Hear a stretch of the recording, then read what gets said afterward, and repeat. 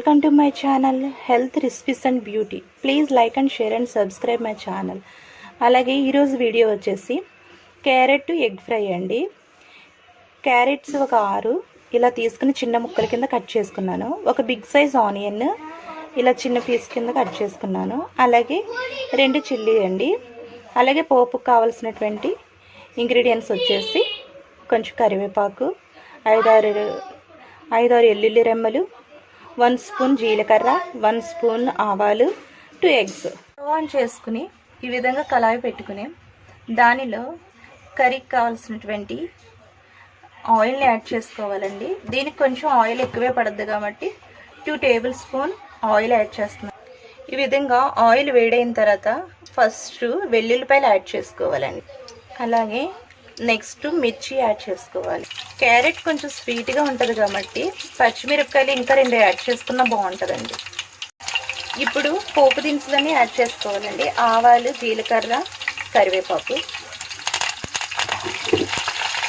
Next onions కూడా add చేసుకోవాలండి. Onions అన్ని వేగిపోయి కదండి. ఇప్పుడు క్యారెట్ యాడ్ చేసుకోవాలి. ఈ విధంగా యాడ్ చేసుకున్న తర్వాత అంతా ఒకసారి కలుపుకొని కొంచెం క్యారెట్స్ ఆనియన్స్ మగ్గడానికి టైం పడదు కాబట్టి కొంచెం సాల్ట్ యాడ్ చేసుకుంటే త్వరగా మగ్గుతాయండి. అయితే మగ్గిపోయాయండి. ఇప్పుడు దీంట్లో ఆ 2 ఎగ్స్ని వేసుకోవాలి. ఈ విధంగా 2 ఎగ్స్ని వేసుకున్న తర్వాత ఇదంతా కలుపుకోవాలి. ఇప్పుడు ఈ విధంగా కలుపుకున్న తర్వాత ఇప్పుడు దీంట్లో రుచికి సరిపడగా సాల్ట్, కొంచెం పసుపు, ఒక 1/2 టీ స్పూన్ పసుపు, ఒక ఫుల్ స్పూను కారం యాడ్ చేసుకుని మొత్తం కలుపుకోవాలి.